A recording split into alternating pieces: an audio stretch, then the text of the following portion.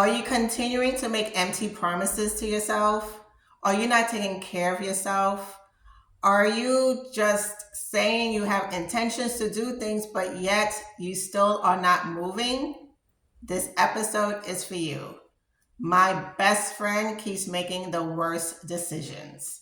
Hello, and welcome back to another episode of The Resilient Life with Rosie.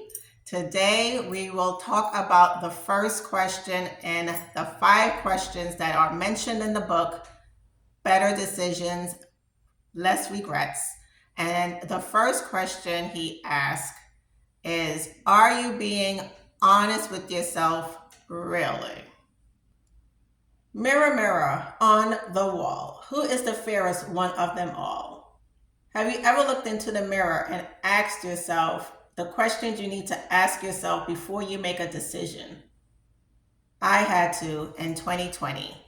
In January of 2020, I came off a life disappointment and I was in a bad place, and I had to look at the mirror and ask myself, Rosiema, is this the way you want to continue living your life? And I knew the answer was no, but I didn't know how to get myself out of the rut. I had to finally look at myself and ask myself, what do I need to do? My question to you is, have you picked up the mirror? And if you're driving, don't do it. And ask yourself, am I really being honest with myself about the decisions I have been making in my life thus far? Am I making intentions about things that I know I am not going to accomplish? Or you're giving yourself a list of 10 things to do a day, knowing you can only do 3. I remember one year for New Year's Eve, I had a bunch of things for myself to do, and I didn't complete it until 11:35 p.m. and I almost missed the ball drop, which is my thing to do every New Year's Eve. And I told myself after that, do not do that again. And to make sure, I just give myself 3 main things to do and just do it. And whatever doesn't happen, too bad. We'll just do it January 1st. It's not that serious. I had this thing of my house had to be scrubbed and cleaned before the new year, or else no one made that rule. It's not even in the Bible. So it's just this whole perfection thing that God is breaking out of me. Thank you, Jesus. And my question to you is, when are you going to sit down with yourself and be honest with yourself? Because honesty with yourself starts with the power of self-love. When you are continuing to lie to yourself, that is part of self-denial. And when you keep denying things such as, oh, I know I'm going to exercise, but maybe tomorrow, you're not keeping promises to yourself. So how could you trust you if you're not holding up to the promises you're telling yourself? Here are 3 ways for you to practice the power of self-love. There are a lot of videos about self-love, but honestly, I don't know if they have these 3 things. If they don't watch it. This is the way and it's hard to self-love yourself because you know yourself, the good, bad, and ugly.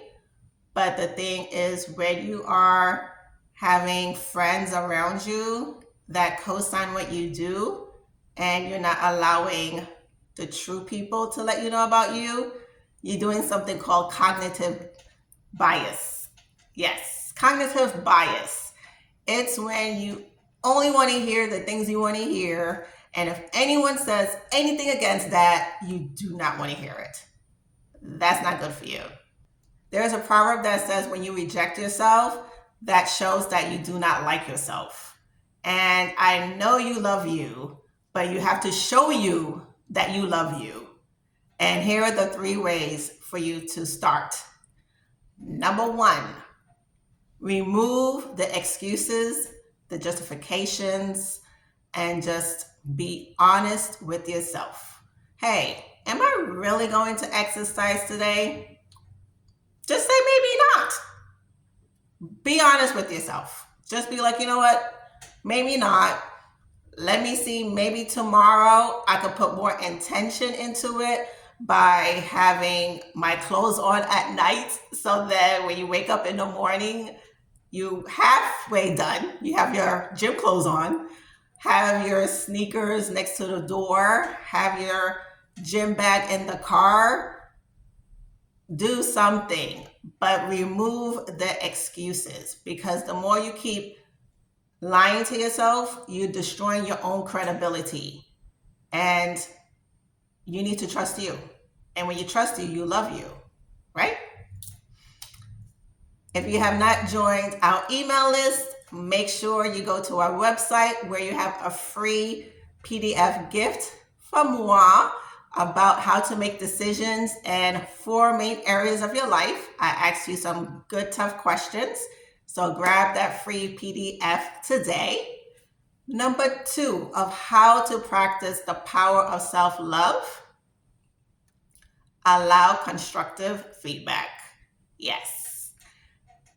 I know for myself, years ago, especially with my bosses, because to me, they were very strong-willed people. And it was the way they gave me the feedback that I did not accept it.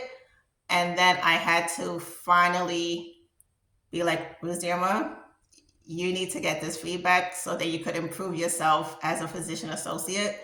And I had this one boss who was very nitpicky with his notes. And when he finally helped me understand the process of his thinking, then it was like, okay, I get it now. Let me accept his feedback.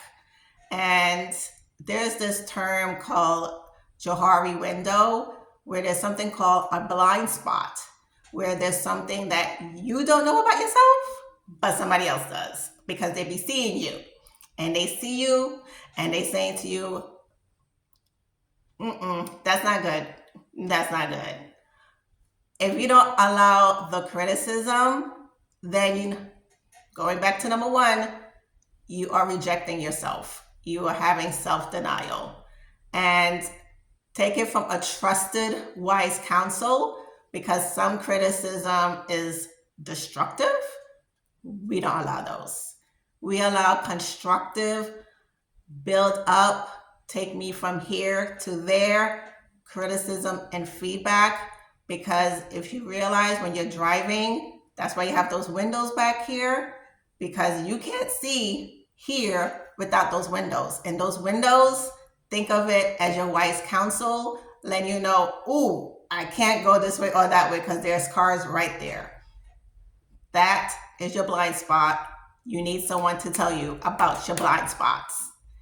Number 2 of how to practice self-love, allow the feedback into your life. Remember to join our YouTube page where we have Tea Time Truth Time only on our YouTube page. Link is in the bio. This occurs every Saturday. Make sure you catch up with the Tea Time Truth Time. And also remember to share with a friend. Number 3, practice of how to give yourself the power of self-love. Be your own best friend, boo. Love yourself well. I had a client and she was going through deciding what to do about her boyfriend. And I said, hey, if your best friend came to you with the same scenario, with the same stuff you're going through, what would you tell your best friend? My client replied, I will tell my best friend to leave. So I said, why you can't be your own best friend? And my client just stared at me. And I said, well, you said it, and now I'll hold you accountable for what you just said.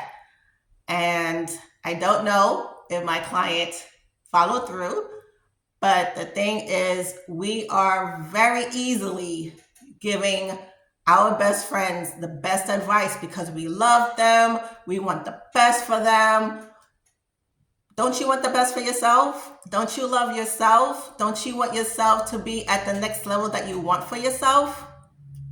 Then love yourself well. The best friend in this whole scenario is you. Stop being your own best friend, making the worst decisions. Be your best friend that makes the best wise decisions.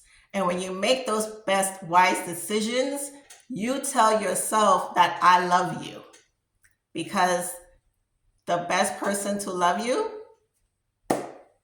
is you. I hope you enjoyed this episode.